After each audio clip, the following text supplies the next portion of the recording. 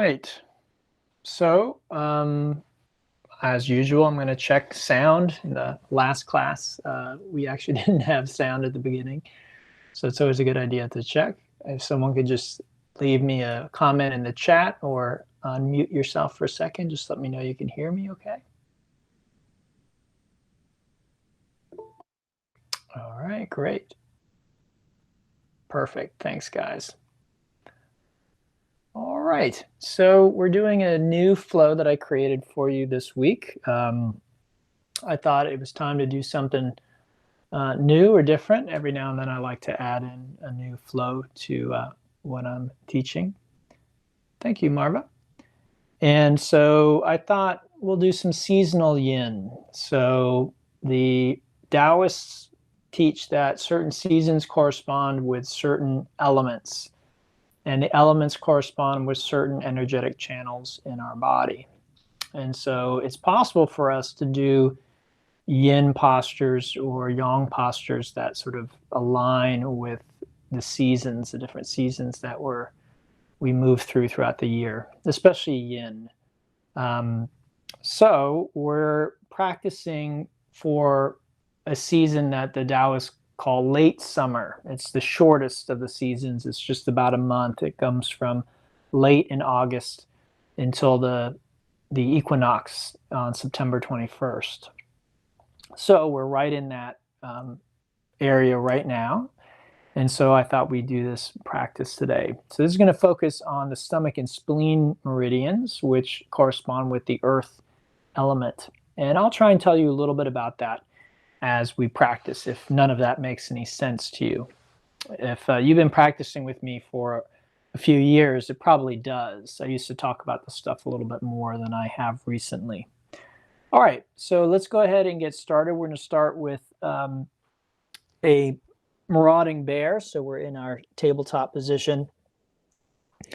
And we can move around a little bit, just warming up our hips and our spine and our shoulders.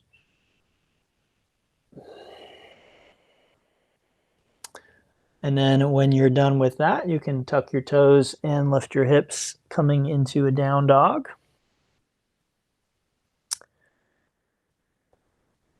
Give that stuff a good stretch. And then we're going to start with a dragon. So we'll bring our left foot forward, our right knee to the ground, the hips as far forward and down as they can go, and the left heel under the knee. And then I raise my torso up and back as much as I can. So sorry, my head is out of frame, but that's really not important. You don't need to see my head. You do need to see the pose here. Okay, so this is my right leg. It's behind me. And I feel a stretch right here at the front of my right hip. Those are called your hip flexors. Okay, so there are two actions, hips forward and down, and torso up and back. So we want to feel both of those things happening. Hands can go wherever you like. So you can have your hands here at the front of the knee. Some people like hands here. Some people will do things like this, which is fine. Okay, combination of two different hand positions. And we're going to be here for 3 minutes today. All the poses will hold for 3 minutes. And this isn't the most comfortable position to hold. So not for me and not for most people. I've never heard someone say that this is their favorite yoga pose. It's just something about stretching right here. It tends to be very sensitive and feel very vulnerable at the front of the hips there. And I think I have a theory about why that is. And I think that's because this muscle is so abused in our modern lifestyle. We don't really treat it very well. And so when we stretch it, it's kind of cranky. It complains. It's like a abused child or something, or some old person who's been neglected or something like that. And you take them out of their hole or their house, and they're kind of whining, complaining, I don't like this, and this doesn't feel good. So I feel like that's kind of how this muscle is a lot of times. And it would be a mistake for us to think that that means we shouldn't stretch it. Very often it's just the opposite. So a lot of times when it comes to our body, the areas that are kind of complaining, that don't feel good, that feel stiff, that feel sore, a lot of times that means they need attention. They need more attention, not less. So we are misunderstanding the message that our body is giving to us when we think, ooh, that hurts, or that doesn't feel good, so I'm going to stop. A lot of times that means that we should actually pay attention. Sometimes it does mean we need to stop and do something else, but a lot of times actually the way to cure ourselves or rid ourselves of that pain discomfort is going through it, not by trying to avoid it. Okay, not always, not always. So there are exceptions. You got to keep that in mind. Okay, let's switch sides. Okay, so coming through a down dog is usually a good way to transition. And this is called dragon flying high, this variation of the dragon. All right. Targeting the front of the left hip. And again, that is part of what we call the stomach and spleen channel or meridian in Taoism. And Taoism and yoga, you can think of Taoist practices as basically Chinese yoga. They're not identical, so I don't want to oversimplify things. They are different. There are some important differences. But I'll say this, I'll put it to you this way. Taoism in yogic theory about health, about well-being, about happiness, have more in common than either of them do with Western medicine. Okay, so hopefully that's clear. Now, I'm not saying that Western medicine is bad or wrong. What I am saying is that these ancient systems that have been around for thousands of years and that are still used by hundreds of thousands of people throughout the world for healing are still valuable. So I'm kind of a yes and person when it comes to things. I think very often we can end up in a position where we think we have to like choose. So do I believe in Western medicine or do I believe in these, yogic ideas? Well, how about both? How about some of our Western ideas are very good for certain things and yogic ideas, ancient ideas are good for other things. So my girlfriend, who's a surgeon, she says, and again, I'm not trying to put anybody down. So if you're someone who is trained in, Western medicine and you work on bones and joints and muscles, then more power to you. I'm just telling you her opinion. And she says that, Western medicine really is not very good when it comes to musculoskeletal problems. So other problems, great. And sometimes I joke around with students that if your arm gets ripped off, don't go to your acupuncturist. They're not going to be able to help you. You need a surgeon.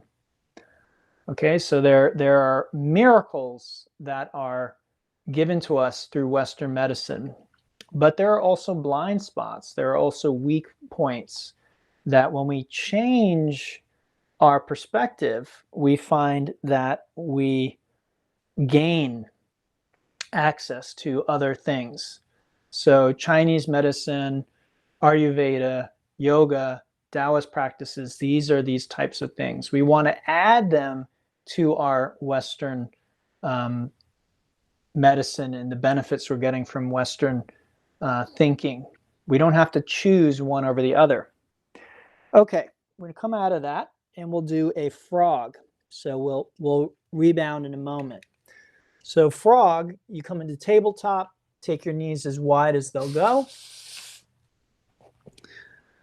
You can be up on your hands or down on your forearms, and we're stretching the groin. The groin is the inside of the thighs. And this is the liver channel.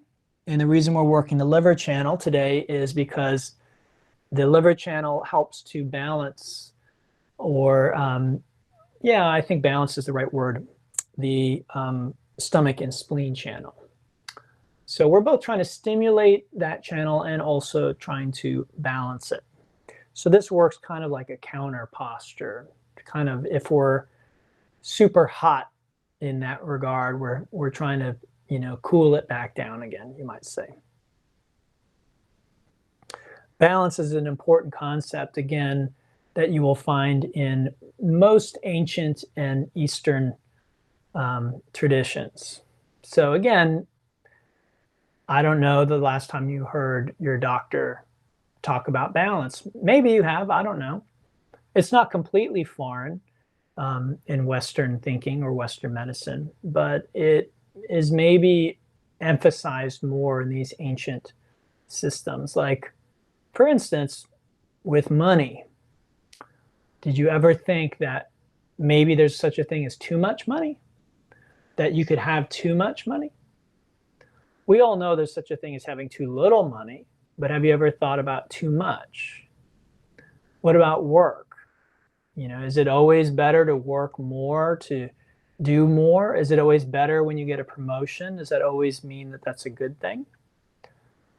Well, what if it sends us out of balance? What if our work-life balance is compromised by getting a promotion or getting the job of our dreams? So balance is a very important concept when it comes to these ancient practices. So again, we are trying to stimulate the stomach and the spleen channel today, trying to release blockages from that channel, which corresponds with this season that we're in. But also we don't want to overdo it. We don't want too much of a good thing, which again, always keep that in mind. Anytime you're doing something that's good for you, remember that you can have too much of it, too much of a good thing.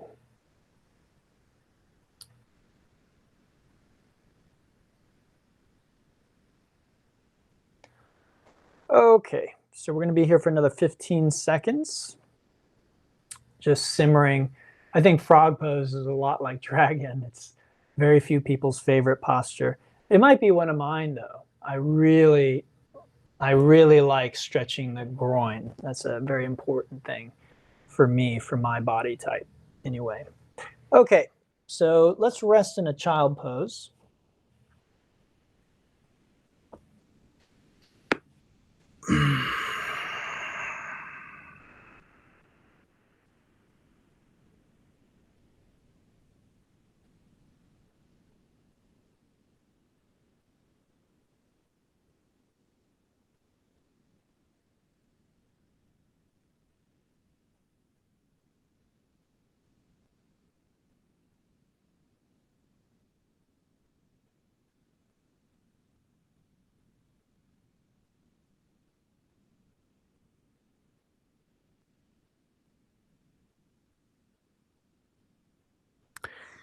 And then we'll inhale to a tabletop. You can do a little bit of bear or a little bit of dog. And when you're ready, come forward onto your belly for Sphinx or Seal. Okay, so coming onto your belly, you prop yourself up on your elbows. And what we'd like to do today is stretch the front side of our body. Okay, so if being on your elbows is not enough, you can either try straightening your arms. That's called a seal pose. Or you can try this, which is propping your elbows up on something to push you back a little more aggressively. Okay, either way, we're trying to stretch the abdomen, the front of the body.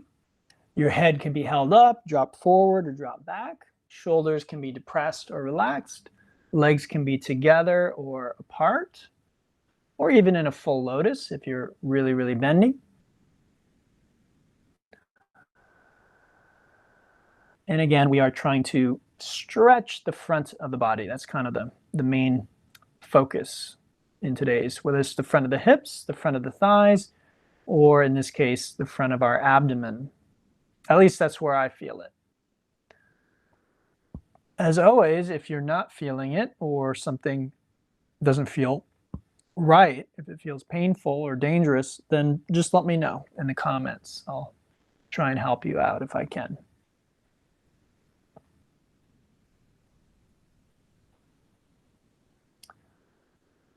So late summer, earth element, in the Taoist tradition represents digestion. Stomach, spleen, again, are about digestion. So if you think of the summer as being a time to plant, or spring is maybe the time to plant, summer is kind of the time to grow, and then late summer is the harvest, right? Sort of reaping what we have sowed during the summer months. And again, sort of digesting, right? Taking in what we have created, what we have made. And so stomach and spleen channel can help us with both our physical digestion, if we have digestive issues. Stimulating these channels can help us with that. And then it can also help us with mental and emotional things as well. So any of these elements affect us not just physically, but also mentally and emotionally as well. So they're functions that pervade the whole human experience, not just our physical organs. So this is important. When you hear me talk about stomach, spleen, I'm not just talking about physical organs, and I'm not just talking about your physical digestion. You can have mentally or emotionally an imbalance or deficiency in digestion, and I'll try and illustrate those with a few examples as we go through our practice today. Okay, I've got just a few more seconds in this particular posture. Okay, we're going to transition into another pose. This is the Swan. So you can press back into tabletop or down dog and bring the right knee forward for the sleeping swan. And we're targeting out here. Okay, so again, my knee can point forward or out to the right. My right foot can be close to my left hip or pulled closer to the front of the mat. That foot can flex or point. I could stay up on my hands or come down to my forearms. I can rest my forehead on a block or my torso on a bolster. And again, the stretch is felt here. This is gallbladder, which is the counterpart to the liver channel, which again help us to counterbalance the stomach and spleen channel work that we're doing today.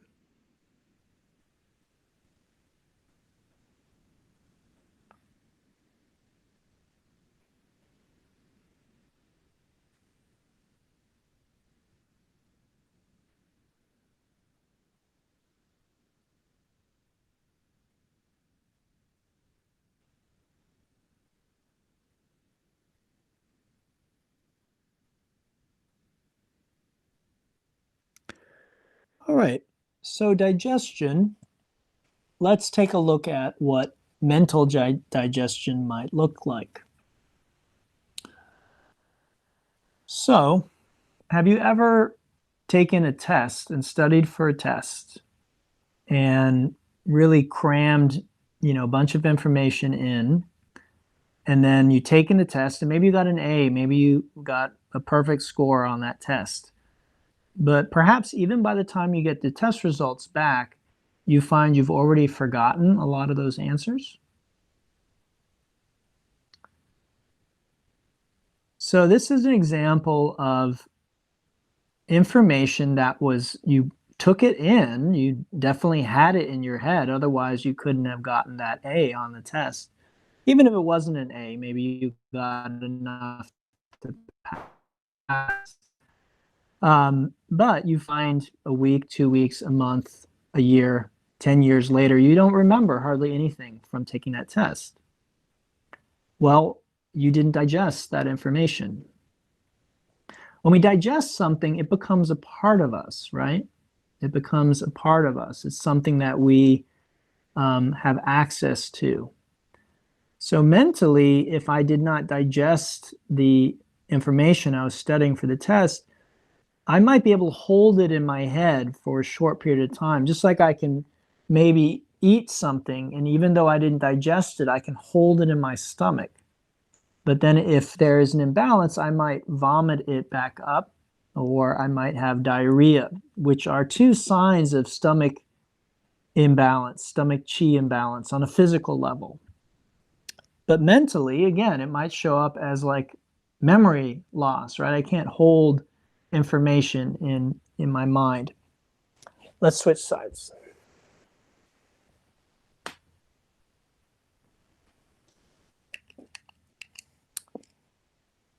So this is what I mean by the different elements and the different energies for the organs serving as functions.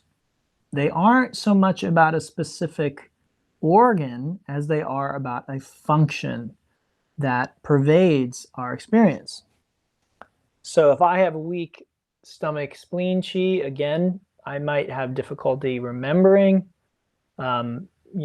being able to hold information, digest information. It might just come in one ear, out the other. And then emotionally, this can show up as well. If a experience comes along and I resist that experience, then I may not digest that experience emotionally, and what that will result in is what we might call trauma. Now, trauma is at the extreme, but you might find that even less extreme experiences can leave a residue, leave a trace behind. And from the yogic and the tantric yogic and Taoist perspective, this residue is again a kind of a sign that we didn't digest the experience emotionally. And so we have kind of a reaction to certain things. So again, if we take an extreme example, a soldier, at war, maybe there was a loud explosion and she loses a leg as she's hearing this explosion. And then from then on, anytime she hears a loud sound, it causes her to freeze and to go into a sort of a cold sweat and a panic, and she might be very irritable after that. Well, this is a traumatic experience. It left a residue on her nervous system and in her psyche. And so now anytime she is in a certain situation, she responds in an inappropriate way, right? If you're on the battlefield, the way she responds might be appropriate. But in civilian life, it's not appropriate. But she can't help it. And the reason she can't help it is this residue that was left. Now, again, I'm using the extreme example to try and illustrate, but you might find that maybe you know someone, maybe your spouse, you find that your spouse gets irritable in certain situations. Or maybe your spouse says you get irritable, unreasonably irritable in certain situations. And you might think, well, that's just the way that I am. But yoga and Taoism teaches us that that's not necessarily so. That actually this is the result of the residue that was left from a prior experience. Okay, let's go ahead and take a rest. We'll come on to our back for this one. Let's just relax for a moment, and then we'll continue.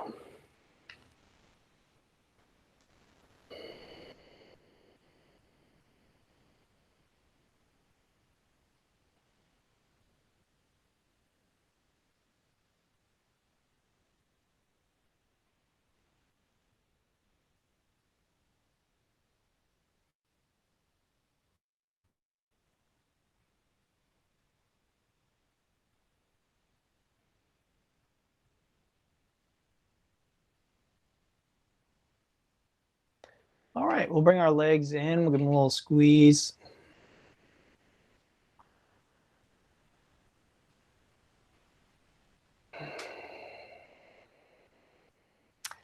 And then let's hinge on up.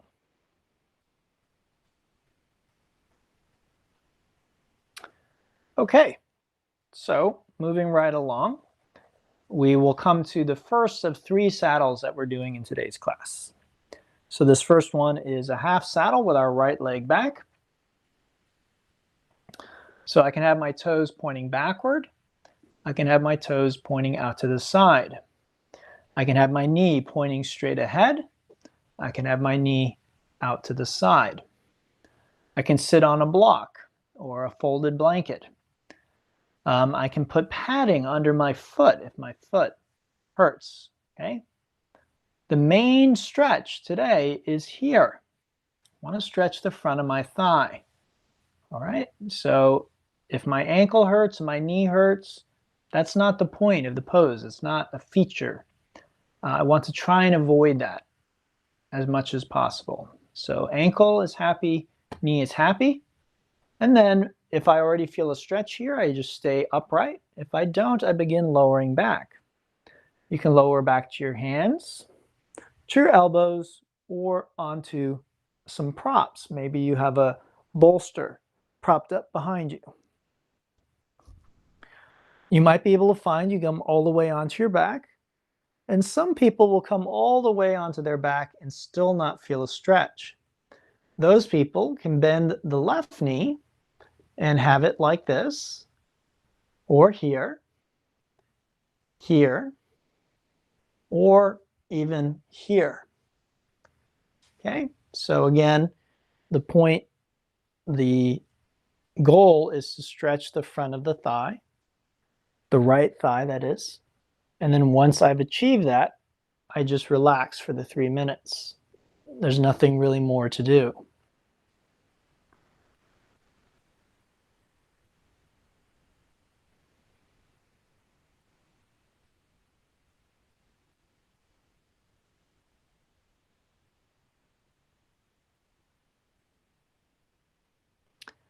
So let's talk a little bit about the physical part of stomach and spleen qi.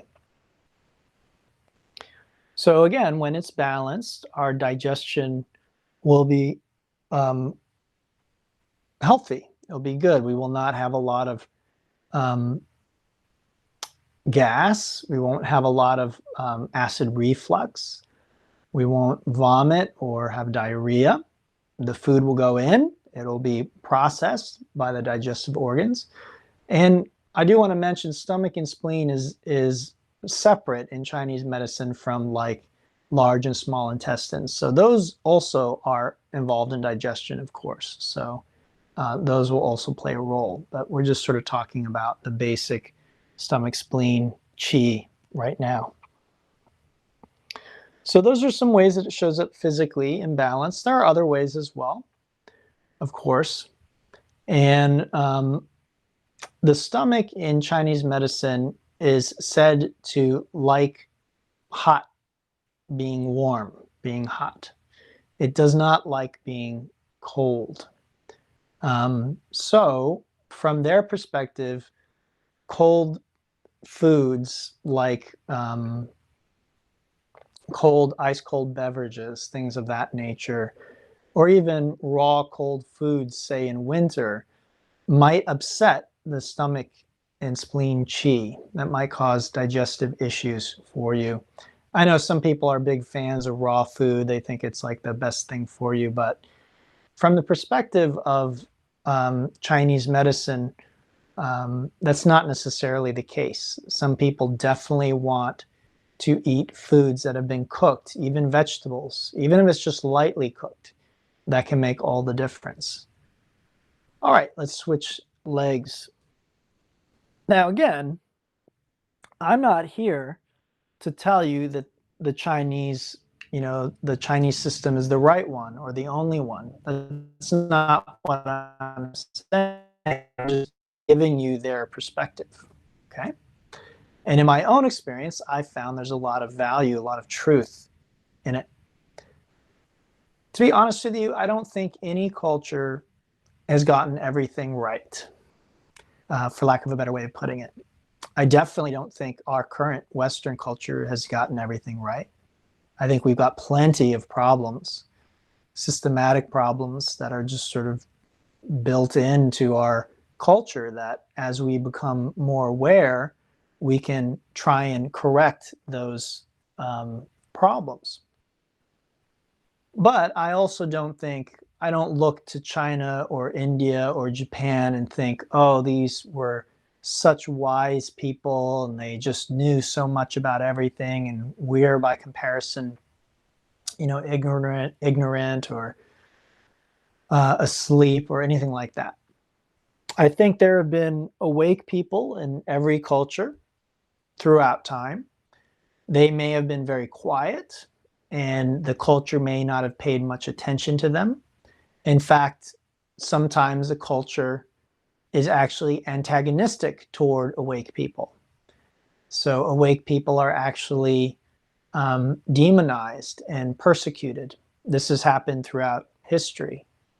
But some cultures actually celebrate an awake spiritual being, and those people are turned into teachers and they are celebrated and raised up. Our Western culture is an interesting one. I'll give you two examples from our Western culture. And again, I'm just more familiar with it because I grew up in the West. My mother's Japanese, but I didn't grow up in Japan. I grew up here. So one example is Socrates. Socrates was considered in his day maybe the wisest man. He gave birth to Western philosophy and Western science. The type of thinking that he introduced really grew to create science and Western science and Western philosophy. Even though you might say today, at least in some circles, it's not really practiced the way that he introduced it. But I might say at its best, science and philosophy have the kernel of Socrates' curiosity. He used to say, people think I'm wise because I know that I know nothing. And this is a very wise statement. He really knew that, we can't know anything for sure, and that we want to live with a sort of curiosity. And he was like that. He had a sort of childlike innocence about him. All right, let's come on out of this pose and we'll come into our next posture. Take your time. I know that might not be an easy transition for you to make. We're coming into dragonfly now. And feel free to sit up on something for this posture. And again, we'll rest after this posture. Today's class, we have 3 postures per set, and then we rest. So don't worry, our rebound is coming up. Okay?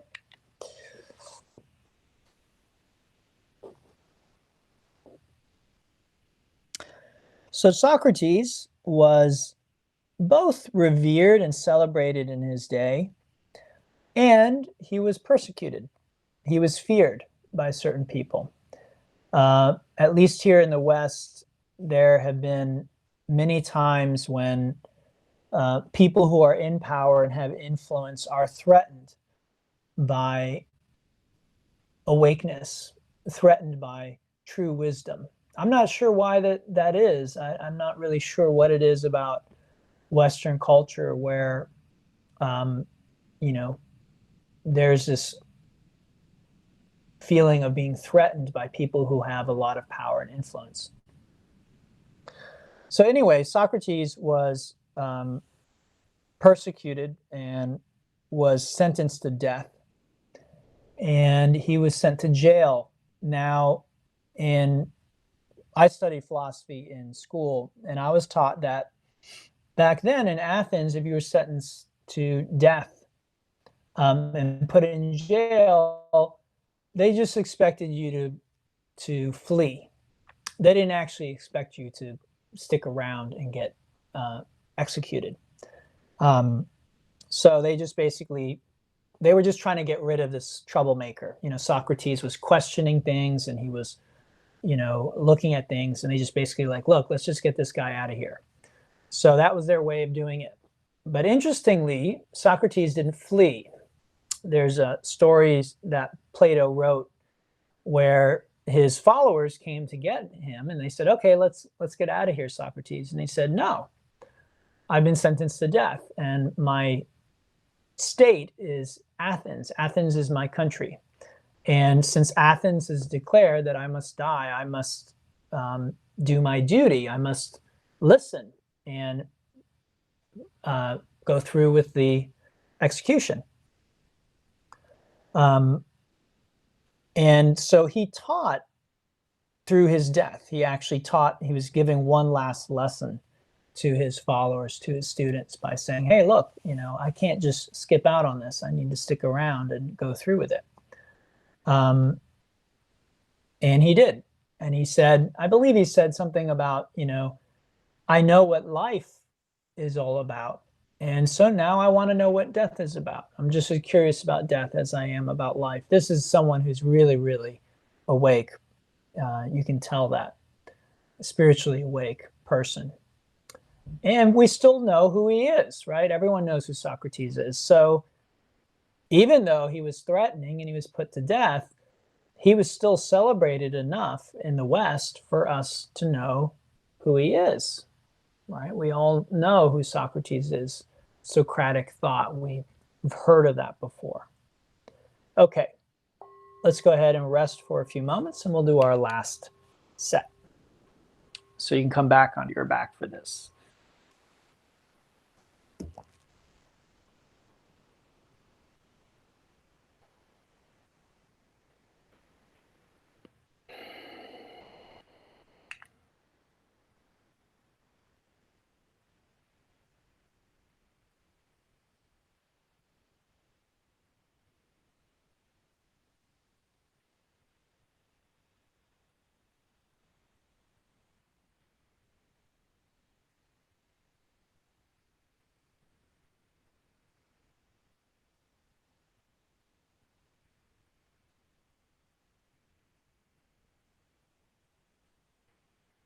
Okay, bringing our legs in, we'll give them a little squeeze.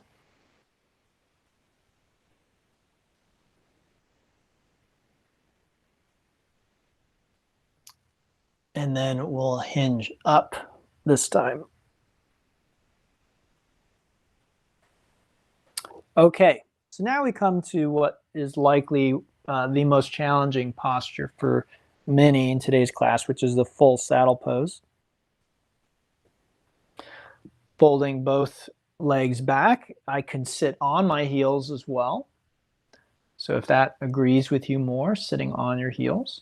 I'm sitting between my heels. Again, my feet can point out to the side or back. All right, and again, the main thing is stretching the front of the thighs, the front of the belly. So lowering back if necessary until we feel that stretch along the front side. Okay, and again, I could have props. I can pad my feet if necessary. All right, and we'll be here for 3 minutes again. So Socrates is one example of an awake teacher and how he was treated by our Western culture. Again, it's a funny kind of like mix. It's not like his teaching disappeared completely. We know who he is. Again, he gave birth to science and philosophy in the West, but he was sentenced and put to death. Another example of this is Jesus. Now, some people believe Jesus was the only Son of God.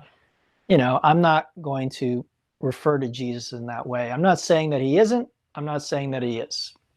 But I'm using him as an example of a spiritual teacher.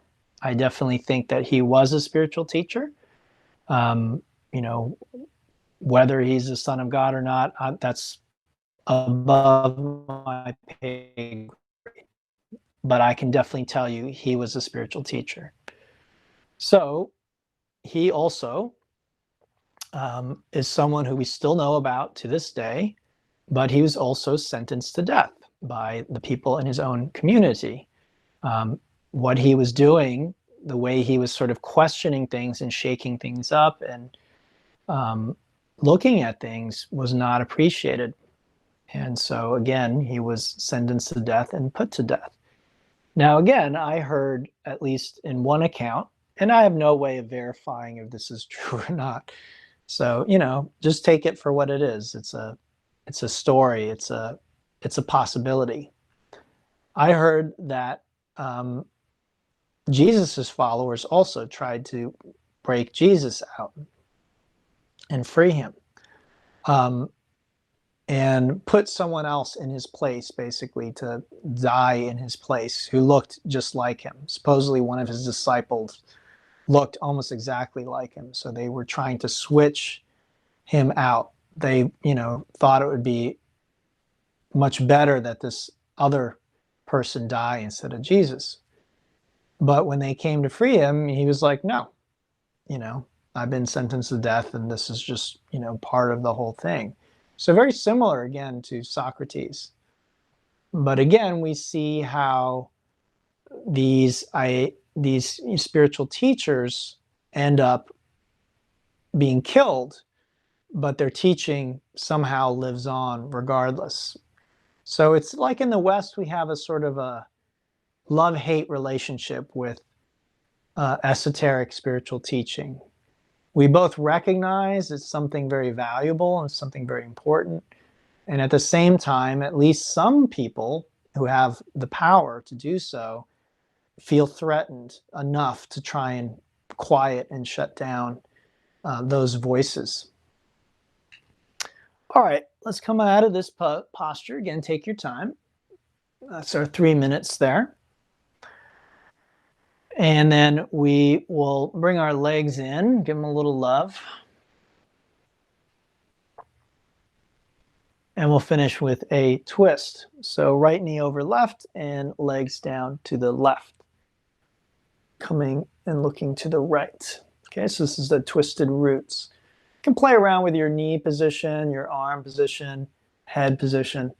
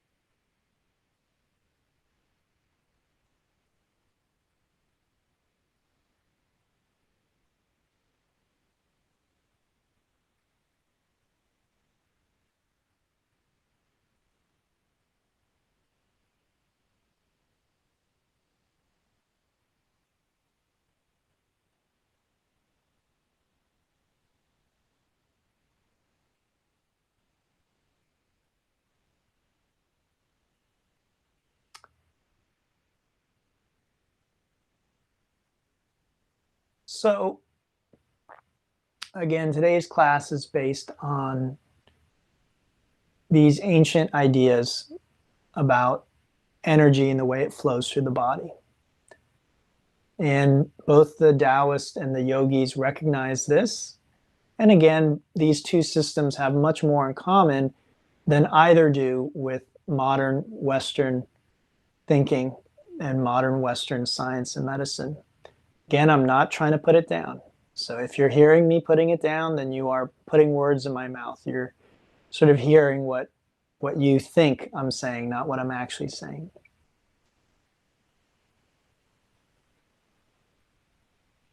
There are things that modern Western medicine do that are absolutely incredible that these ancient healing modalities can't hold a candle to. They can't touch. Again, sewing a person's arm back on, there's nothing even remotely close to that in, Taoist medicine or data. So amazing things are possible with Western thought a Western approach to thought and medicine. But I think if there's a weakness or a problem with our Western approach is that we tend to reject everything else. And maybe this is true in every culture. I don't know. I haven't lived in every culture. I've just lived in this one. So I just know, being an American, being a Westerner, that we have a tendency to look down on other cultures and other ways of doing things. We tend to see them as superstitious. We tend to require that everything be evidence-based, right? Evidence-based.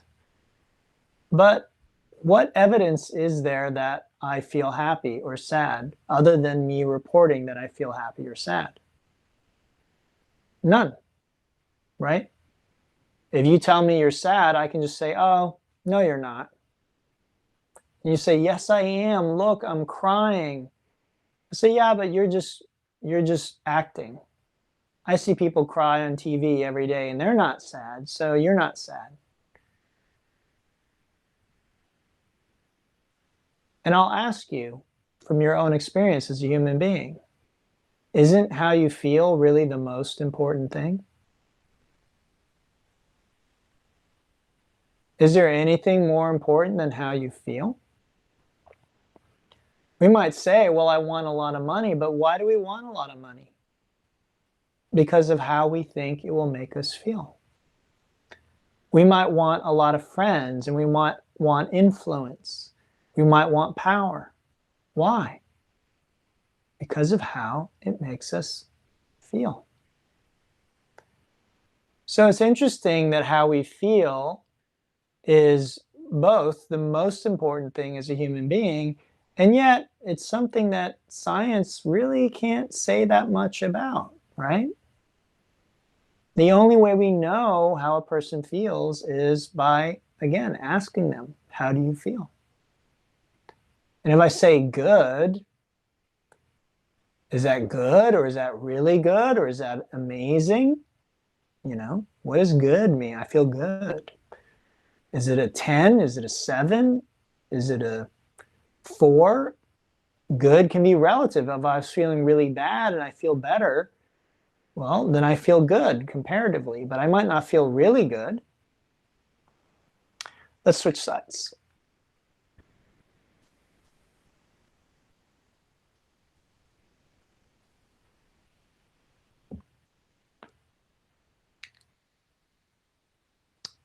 So again, I'm not advocating that we give up evidence-based medicine or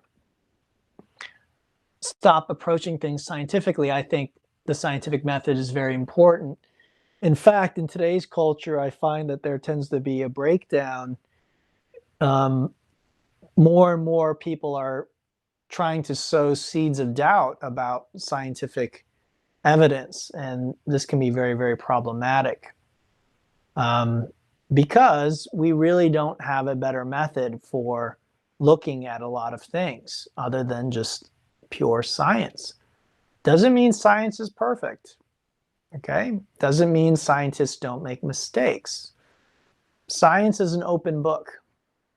So a conclusion that's made one day based on scientific research can be overturned at a later point with more evidence, with more research, okay? Having said that, if you are a subscriber to my Patreon page, I've posted many, many talks recently about cognitive bias. And why do I do that? Because it's important for us as human beings to recognize that we suffer from cognitive bias, that we do not see things as they really are. It's just part of the human condition. So what makes science powerful is science basically says we can't trust our own senses. We can't trust ourselves. We will tend to distort reality based on our own preferences, on our own likes, on our own opinions, on our own judgments, on our own upbringing.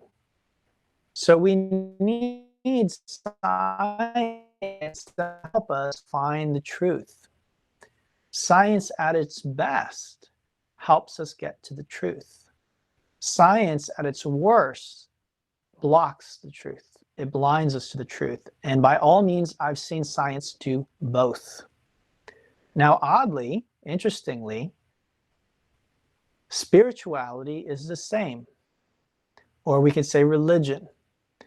When religion is spirituality, it helps us get to the truth that is deep within us as human beings. It's hidden within us, you might say. But we can get to it. We can access it with spiritual practice.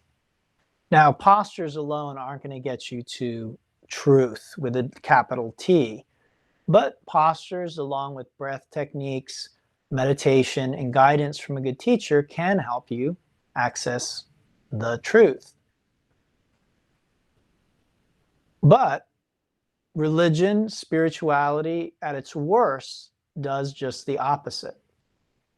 And this is why a teacher like Jesus is interesting.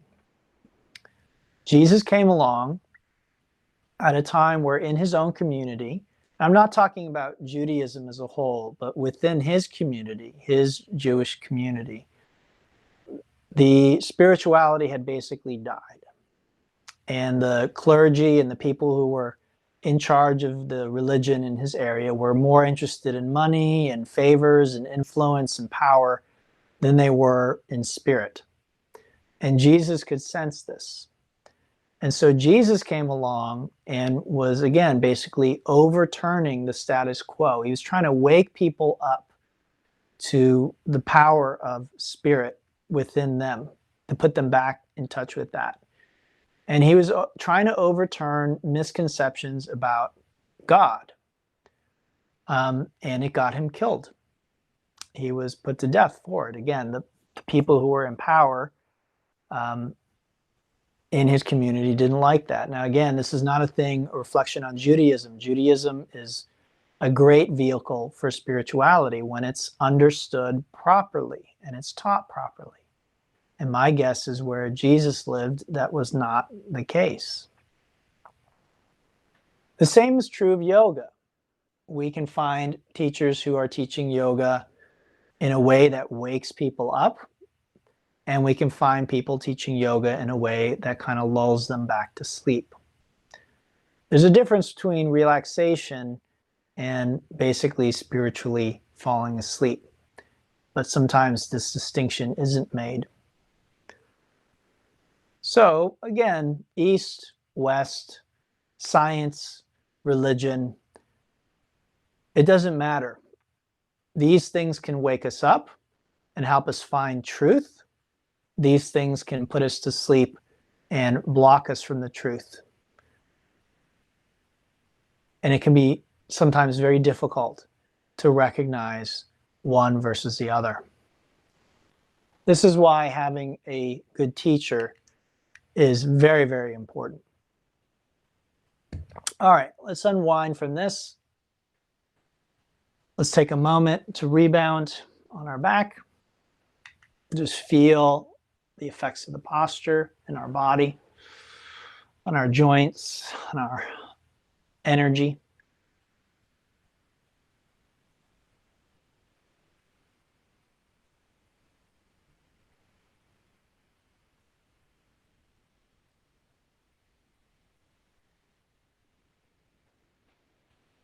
And then let's bring our legs in, give them a little squeeze, shake it out. And then we'll take a few minutes for relaxation in Shavasana. Okay, normally I would stick around and guide you through a little guided relaxation, but I'm going to leave you today at this point. Please do take the next 6 minutes to relax on your back. And before I leave, I'll make a quick announcement. I am planning to do some group hikes and yoga outdoors, maybe as soon as this Sunday, and then maybe a couple next week if the weather permits. So if you're interested, check out the Patreon page. I'll be making the announcements on there. You can also friend me on Facebook. I might try and cross post on there as well. Otherwise, have a lovely week. Enjoy your Shavasana. Reach out if you have any questions or if there's any way I can help you during this time. Namaste.